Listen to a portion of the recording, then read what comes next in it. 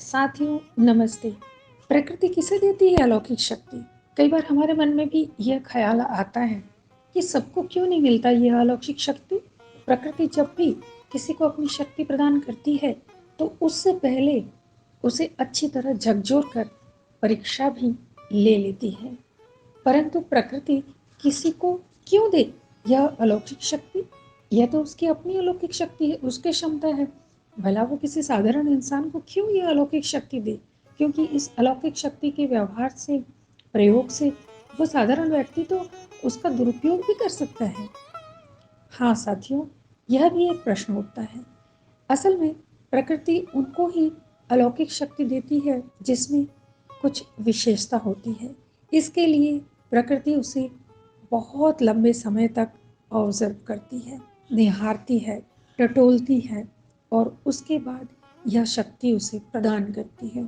इसका कारण यह है कि वह याद दिलाना चाहती है कि इस पृथ्वी पर तुम्हारा जन्म साधारण बने रहने के लिए नहीं हुआ है, बल्कि दूसरों के लिए कुछ भलाई का काम करने के लिए तुम्हें इस पृथ्वी पर भेजा गया है।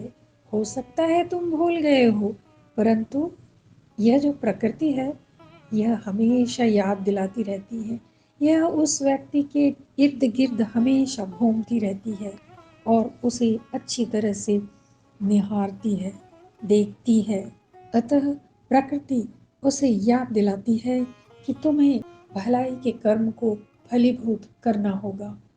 और यह अलौकिक शक्ति देने से पूर्व वह बहुत उस व्यक्ति को तड़पाती भी है, कष्ट भी देती है। यह तो प्रकृति की परीक्षा होती है। इस कष्ट के द्वारा मनुष्य स्वयं को तपाकर सोना बना सकता है, कोयले के खदान से निकलकर कटकर चमकने वाला बेशकीमती हीरा भी बन सकता है।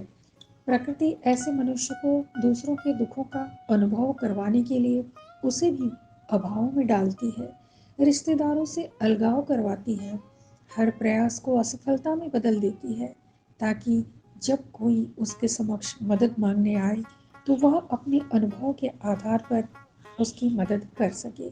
दूसरों का दुख कष्ट देखकर उस व्यक्ति को, जिसे कि वह अलौकिक शक्ति प्रदान करना चाहती है, उसके हृदय में असहनीय पीड़ा हो।